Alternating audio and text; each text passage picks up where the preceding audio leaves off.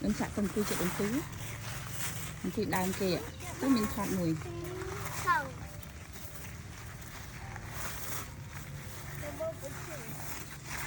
ê mưa nè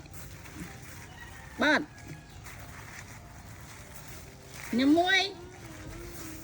nhấm không chị tôm vài á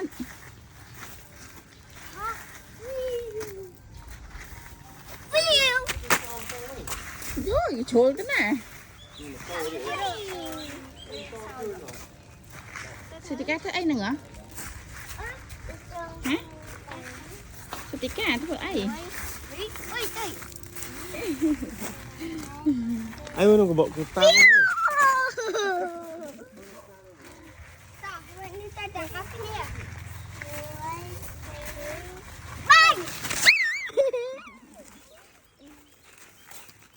mày gây cho cái luôn đấy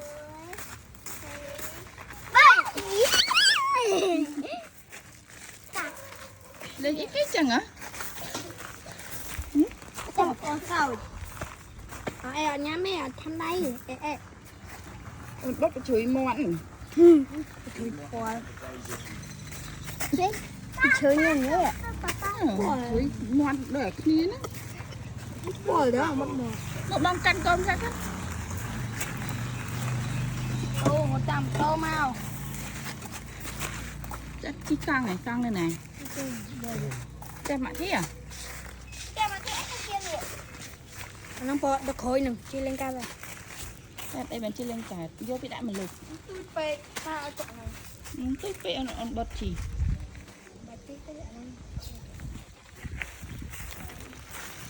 ketika mày mày đã sao tục ăn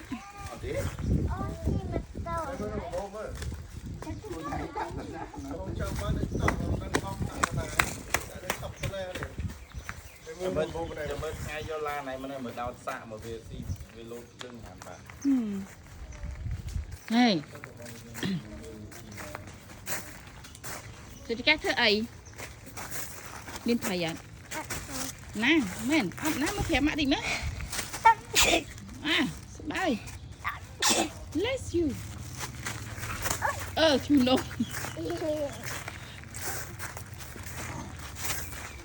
thì cam mình lên đeo ốp mình đòn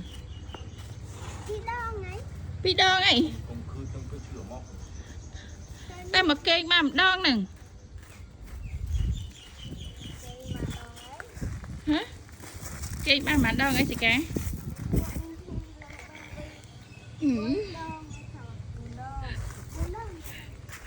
một cái kênh thơ bánh với thơ chẳng cái kênh lụa sùa lắm cho trẻ án